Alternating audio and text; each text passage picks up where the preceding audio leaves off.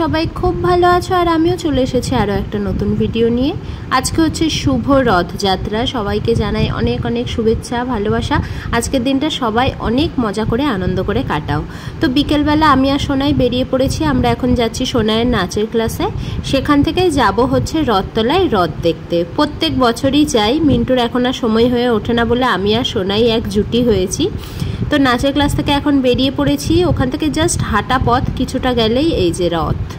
এখানে মানে এই রথটা সেই মানে যবে থেকে রথে আসা শুরু করেছি তবে থেকে সেই রথটা দেখছি, মানে অনেক পুরনো স্মৃতি জড়িয়ে আছে এই রথে। তো প্রথমেই এখানে চিনি কলা দিয়ে পুজো দেওয়া হয়, এই দেখো সবাই দিচ্ছে, তো আমিও চলে আসলাম একটু পুজো দিয়ে নিই আগে, তারপরে সারা মেলা ঘুরবো আর তোমাদেরকেও শেয়ার করব।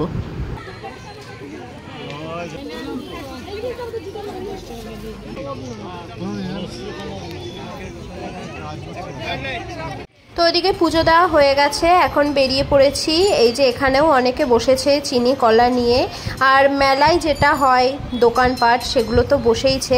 আজকে রোববারের বাজার, আজকে আশা করি অনেক মানুষেরই ভিড় হবে। আমি নাচের ক্লাস থেকে বেরিয়ে পড়েছি প্রায় বিকেল বিকেল, এখনও খুব একটা ভিড় দেখছি না, হয়তো আস্তে আস্তে ভিড় হবে। এই যে এখানে অনেক রকম মাটির পুতুল নিয়ে বসেছে, আর জগন্নাথ বলরাম সুভদ্রাও রয়েছে। এখানে লাইটিং করা দেখো পুতুলগুলো রয়েছে, কি সুন্দর লাগছে, খুব ভালো লাগছিল এই পুতুলগুলো। কিন্তু এখন তো আর পুতুল দিয়ে খেলার দিন আমার নেই, কিন্তু তবুও পুতুল দেখলে খেলনা দেখলে খুব ভালো লাগে। আর এখানে হ্যান্ডমেড কিছু জুয়েলারি ছিল, জুয়েলারিগুলোও বেশ ভালো, কিন্তু আমার মনে হচ্ছিল একটু বেশি এক্সপেন্সিভ। জাস্ট মেলাটাকে একটু ঘুরে ঘুরে দেখছিলাম আর কি, আজকে কেনাকাটার কোনো প্ল্যান নেই, আবার কোনো দিন আসবে এসে তারপরে কেনাকাটা করব।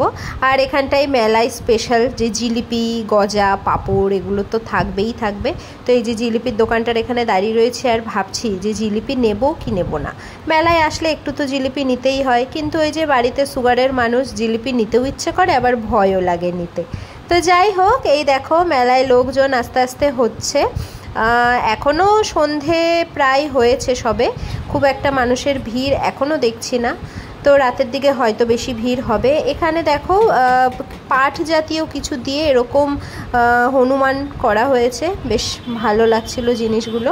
আর এই যে এই জিনিসটা জাহাজের মতো, এটা অনেক ছোটোবেলার স্মৃতি, আমার মামার ছেলের ছিল এই জিনিসটা, ভেতরে কিছু একটা দিয়ে আগুন জ্বালিয়ে ওই জিনিসটা করা হয়। আর এখানে কাঠের এরকম জাহাজ রয়েছে, জাহাজগুলো বেশ ভালো লাগছিল, আমি একবার কিনেছিলাম ওমের জন্য আর রিঙ্কার জন্য। আর এই জাহাজটা বেশ ভালো লাগছিল, বেশ অনেকটা বড়, সুন্দর লাগছিল। আর এই দেখো এখানেও এই দোকানটাতেও কিন্তু এই যে এই জাহাজগুলো আবার রয়েছে, এই যে ভেতরে আগুন জ্বালায়, কিছু একটার মধ্যে আগুন জ্বালায়, আগুনটা যতক্ষণ জ্বলে এইভাবে ঘুরতে থাকে জলের মধ্যে, বেশ ভালো লাগে।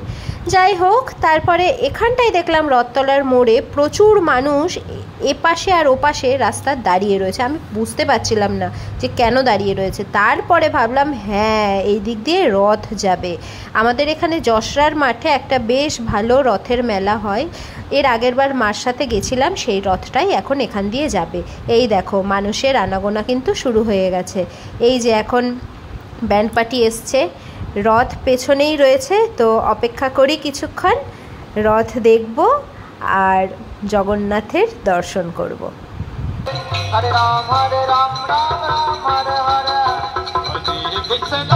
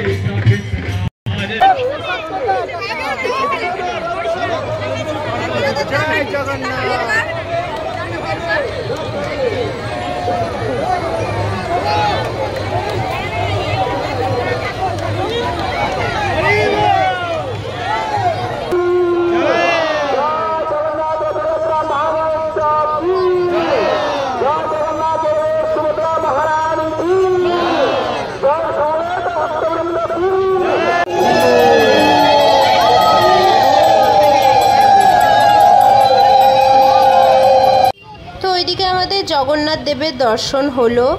এত সুন্দর করে সাজানো হয়েছে যে মানে মনে হচ্ছিল না যে চোখ ফেরায়। ওখানে এত মানুষের ভিড় ছিল, এত ঠেলাঠেলি খেয়েছি মানে বলার মতো না, কিন্তু তবুও যেন ইচ্ছে করছিল না জগন্নাথকে যেতে দিতে যশরার মাঠে। মনে হচ্ছিল সেখানেই দাঁড়িয়ে থাকি তার সামনে।